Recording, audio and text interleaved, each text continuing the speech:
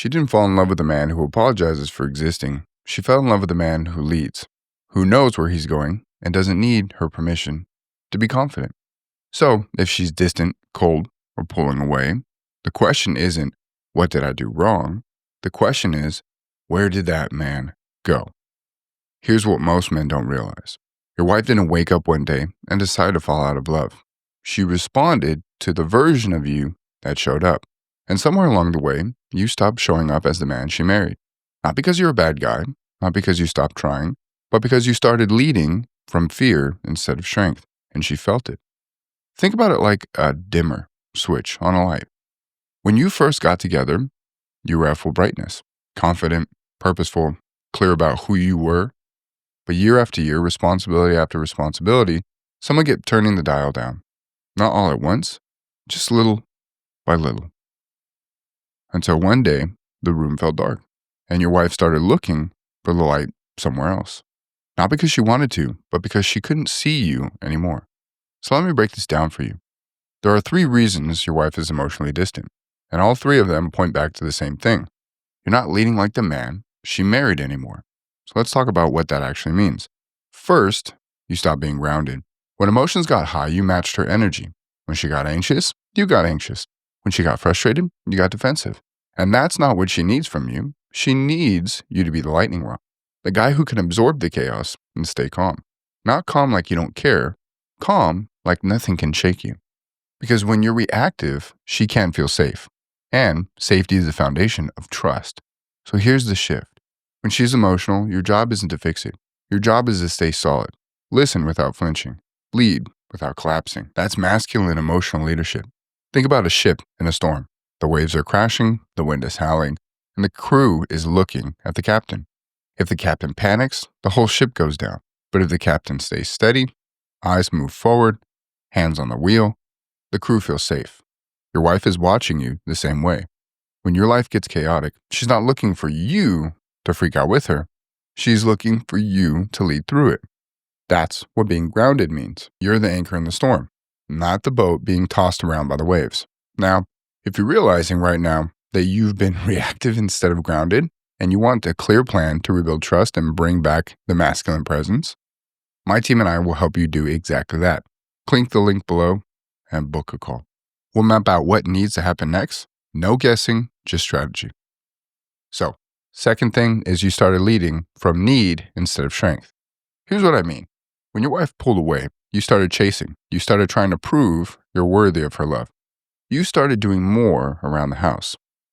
Being extra nice, asking if she's okay 50 times a day, and all of that, every single bit of it came from fear.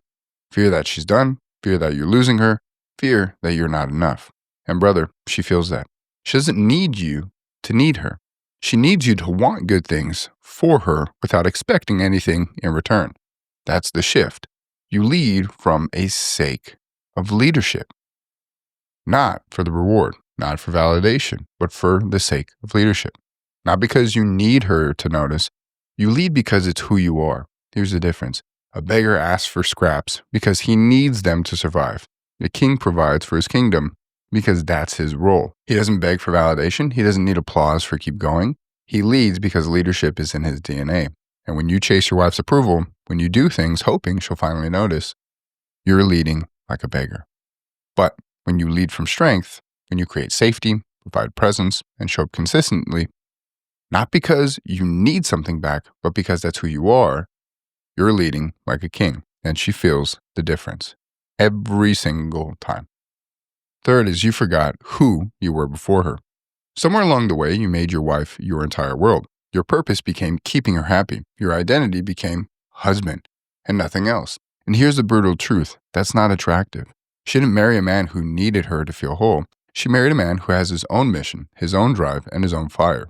And then life happened. Kids, work, responsibilities, and you lost yourself in the process. So here's what needs to happen.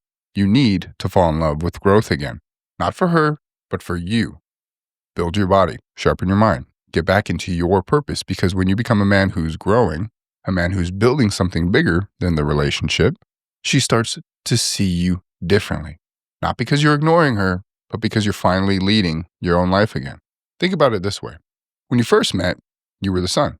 You had your own orbit, your own energy, your own gravitational pull, and she was drawn to that. But somewhere along the way, you became the satellite. You started orbiting around her. Your happiness depended on her mood. Your worth depended on her approval. Your entire world revolved around keeping her happy. And when that happened, the attraction died. Not because she stopped loving you, but because satellites don't create light. They just reflect it. You need to become the sun again, not to pull her away from her, but to pull her back into your orbit. Because when you're leading your own life, when you're growing, building, and moving forward, she can't help but notice. And that's when everything shifts. So let me bring this home. Your wife didn't fall out of love because you're broken. She pulled away because you stopped leading like the man she married. And the good news is that man is still in there. You just have to bring him back. Stay grounded when emotions get high. Lead from strength, not need. And fall in love with growth again. Do that consistently, and you'll start seeing the shift. Now, if you're ready to stop guessing and start leading, if you want a proven system to rebuild trust and reignite connection, my team and I are here to help. We've helped hundreds of men turn their marriages around using the heroic husband method, and we can help you too. Click the link below, book a call with my team, and we'll walk you through what needs to happen next. No fluff, no guessing, just a clear plan to save your marriage. And I'll see you on the other side.